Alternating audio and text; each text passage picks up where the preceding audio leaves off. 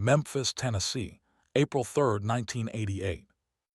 Marlowe's restaurant on Riverside Drive had been serving the same menu since 1963: catfish, ribs, cornbread, and the particular sweet tea that the owner, a woman named Delia, made from a recipe she refused to write down because writing it down would mean someone else could make it without her, which was not a situation she was prepared to accept. The restaurant seated 64 people and was rarely less than half full at dinner and frequently more than that, because the food was honest and the prices were reasonable, and Delia ran the dining room herself with the quiet authority of someone who had been managing the relationship between hungry people and food for 25 years. The walls had photographs. Delia had been taking photographs since she opened and hanging them without much system. Musicians who had played nearby venues and come in for a late meal, politicians passing through Memphis, the occasional famous face that happened to find its way to Riverside Drive looking for catfish. The photographs accumulated on the walls without plan or curation, the way things accumulate in places that have been paying attention for a long time. On the evening of April 3, 1988, Marlowe's had the kind of crowd that a Monday brings, not the weekend energy, not the slow weekday quiet, but the particular density of a Monday when people who have been carrying something through the first day of the week need somewhere to set it down for an hour. Table 7 was a two-top near the window, overlooking the river. It had been the table of a man named Walter Greer for the past 11 Monday evenings. Walter was 67 years old, a retired accountant who had worked for the same firm on Madison Avenue for 34 years, who had eaten at Marlowe's for longer than that, and who came every Monday now because Monday was the day his wife had always insisted on a sit-down dinner, and she had been gone for 2 years, and the habit remained even though the reason for it had changed. Walter ate alone.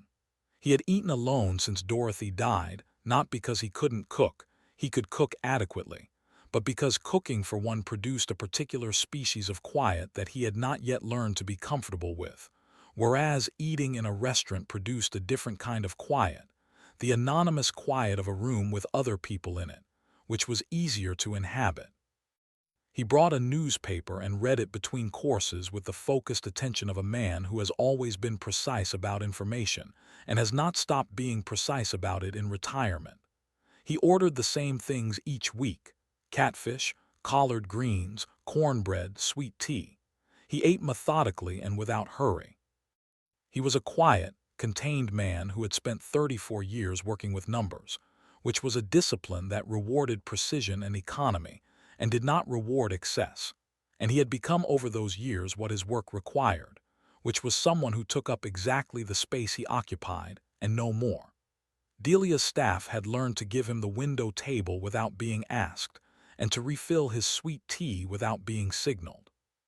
Table 9 was a two-top against the interior wall, partially screened from Table 7 by a column. It had been the table of a man named Clarence Boyd for the past 11 Monday evenings. Clarence was 69 years old, a retired contractor who had built houses all over Shelby County for 30 years, who had known Walter Greer for most of those years, because they had been neighbors on Vollintine Avenue from 1954 until 1984, and who had not spoken to Walter Greer in 3 years, 2 months, and on this particular Monday, 4 days. Delia knew about the situation. She had known both men for 20 years and had watched the friendship, which had been solid and uncomplicated for a long time, develop the crack that destroyed it: a business matter, something to do with a contract and a handshake, and a misunderstanding that both men had hardened around till the misunderstanding was less important than the hardening. She had not been able to do anything about it, because the dispute was the kind that men have when they have known each other long enough that the trust between them is the same thing as the vulnerability, and the wound had gone into that trust, and neither of them had found a way back. She did not know how they had both ended up choosing Marlowe's on Monday evenings, arriving within 15 minutes of each other, sitting at tables separated by a column, and exactly 12 feet of dining room floor. She had her suspicion, which was that neither man knew either, that they had each come to Marlowe's for their own separate reasons, had discovered the other's presence, and had made the decision independently and simultaneously, with the particular stubbornness of men who have spent their whole lives not being driven from things, that they were not going to let the other man's presence drive them from a restaurant they had been eating at for 20 years. Stubbornness expressing itself in the only arena still available. They had been doing this for 11 weeks, 11 Mondays of sitting 12 feet apart and 12 feet away from whatever might have been said. B.B. King came into Marlowe's at 7:45. He was 62 years old and in Memphis for 3 days between tour legs. He had played Tupelo the previous Friday and had a show in Nashville on Thursday, and Memphis in between was home in the way that Memphis was always home. The city where the music started, the city that knew him from before he was anything, the city he came back to and felt the particular comfort of being exactly where something began. He came to Marlowe's because Delia made the best catfish in Memphis and B.B. King had been eating Delia's catfish since 1971 and saw no reason to eat anyone else's catfish when he was in the city. He came alone because he preferred restaurants alone, the particular pleasure of eating without conversation, of being in a room without performing presence, of being 62 years old and having earned the right to eat catfish in peace. He wore his deep royal blue jacquard patterned silk brocade shirt with gold pattern, which he wore everywhere because it was his shirt. Not a costume, not a stage outfit, just the thing he wore, the way some people always wear the same color or the same style until it becomes indistinguishable from who they are. He did not have Lucille with him. He rarely brought Lucille to dinner. Delia seated him at table 12, near the back, which was where she put people who wanted to eat without being noticed, which she could identify by the way they walked in. She had been identifying this quality in customers for 25 years. He ordered the catfish and the cornbread and the sweet tea, and he sat and looked at the photographs on the walls and thought about nothing in particular, which was the main thing he came to restaurants alone to do. He noticed the two men after about 15 minutes. Not immediately. He was not in the habit of scrutinizing other diners, and Marlowe's was a room that rewarded the kind of inward attention he had come for. But he had spent 40 years playing in rooms and reading them, and rooms had a way of communicating their contents to someone who was paying a certain kind of attention. And after 15 minutes, the geometry of tables 7 and 9 had made itself felt in his peripheral awareness. Two men, similar age, both alone, both with the practiced self-containment of people who had decided something about how they were going to occupy this specific space. Both positioned slightly away from the column between them. Both engaged, with slightly too much deliberateness, in the newspapers and menus and middle distances they were attending to. Both very carefully, the careful of a man who has been practicing for 11 weeks, not looking in the direction of the other table. B.B. King had played in enough rooms and watched enough people in enough conditions that reading a room had become something he did without deciding to, the way you breathe. He read this one. He read the two men. The quality of their not looking was too deliberate to be ordinary solitude. Ordinary solitude was relaxed, a man eating alone who was simply alone. This was something more effortful. Both of them were working at being in separate rooms while occupying the same room, which required a kind of continuous low-level tension that was visible, if you knew what you were looking at, in the set of the shoulders and the angle of the jaw and the precise degree to which the newspaper was being held. He watched this for a while. His catfish arrived. He ate it. It was as good as it had always been. He thought about the two men. He thought about 30 years of playing the blues for people in rooms and about what the blues was for, what it had always been for, which was the thing that people carried that they could not put down, and the music offering a place, briefly, to set it. He thought about the particular weight of a long silence between people who had known each other for a long time. He had his own experience of this. He knew what it weighed. He finished his catfish, he finished his cornbread, he drank his sweet tea. Then he did something he had not planned when he walked into Marlowe's at 7:45. He had not planned it in the car on the way here, or in the moment of sitting down, or during the 15 minutes of watching. It had not been a plan. It had arrived the way things arrive when you have been paying attention for long enough, not as a decision, but as an understanding of what the moment required. He stood up. He picked up his chair, a solid wooden chair, the kind that Marlowe's had been using since 1963. He carried it across the dining room. He moved quietly, not sneaking, not drawing attention to himself, just moving the way he moved, with the unhurried deliberateness of a large man who has been in a great many rooms and knows that deliberateness is less conspicuous than hurry. Delia, behind the counter, saw him stand up. She saw him pick up the chair. She watched with the expression of someone who is not sure what is about to happen but has the strong sense that it is not going to require her intervention. The other diners in Marlowe's noticed the large man in the royal blue shirt carrying his chair across the dining room. Not loudly, he moved quietly, without announcement. But a man carrying a chair in a restaurant is a thing that draws the eye. B.B. King set his chair down in the space between table 7 and table 9. The column was to his right. Walter Greer's table was to his left. Clarence Boyd's table was slightly behind him and to the right. He sat down in the space between them. Walter Greer looked up from his newspaper. Clarence Boyd, who had not been looking at his menu but had been appearing to look at his menu, looked up. B.B. King sat between them and said nothing. He looked at the wall with the photographs on it. He looked at it with the complete ease of a man who has decided to sit somewhere and is sitting there, no explanation offered or required. Walter looked at the large man in the blue shirt. He looked at Clarence. Clarence looked at the large man in the blue shirt. He looked at Walter. It was the first time in 3 years, 2 months, and 4 days that their eyes had occupied the same moment. Neither of them said anything.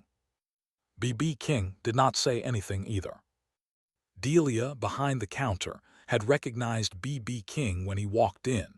She recognized everyone who had ever come to Marlowe's, and had said nothing because people who came to Marlowe's alone in the way he had come in were people who were not looking to be recognized, and recognizing them was not the service Marlowe's offered.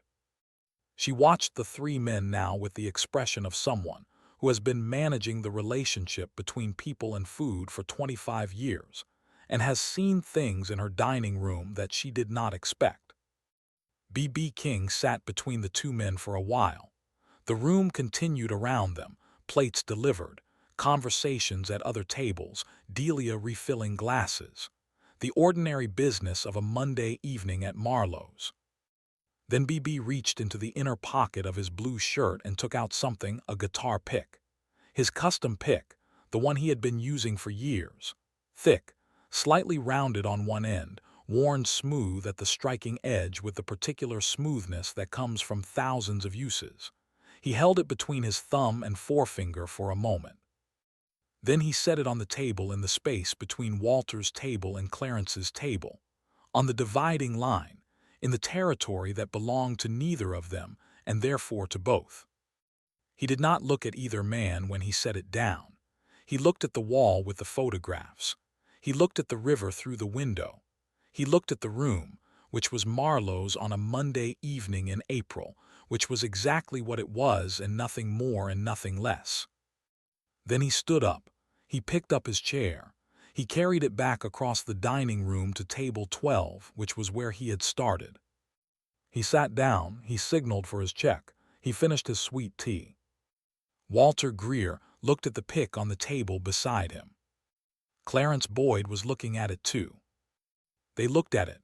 Then Walter looked at Clarence, and Clarence looked at Walter, and something passed between them across the 12 feet and the column and the 3 years, 2 months, and 4 days, something that did not have a name but that both of them felt in the same moment.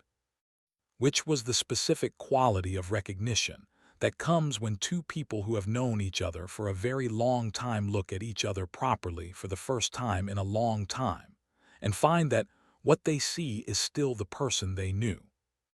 Walter Greer stood up from table 7. He walked to table 9. He held out his hand. Clarence Boyd looked at the hand for a moment. Then he took it. They shook hands, the full grip, the kind that has weight to it. B.B. King, at table 12, signing his check with the unhurried attention he gave to everything, watched this from the periphery of his vision. He did not look directly at the two men. He did not need to. He could feel the shift in the room the way you feel the shift in a room when the tension that has been holding something in place finally releases, the particular change in the air of a room when something has happened that needed to happen. He put the pen down. He looked at the check. He looked at Delia behind the counter, who was looking at him with the expression of a woman who has been managing the relationship between people and food for 25 years and has just witnessed something that will require some time to fully process. He left her a tip that was considerably larger than the check, which was what he always did at Marlowe's because the catfish was worth more than what she charged for it, and because some things should be paid for honestly. He stood up. At the door he paused, not for long, just the moment of a large man whose body sometimes took a beat before moving into a new space. He walked out into the Memphis April night.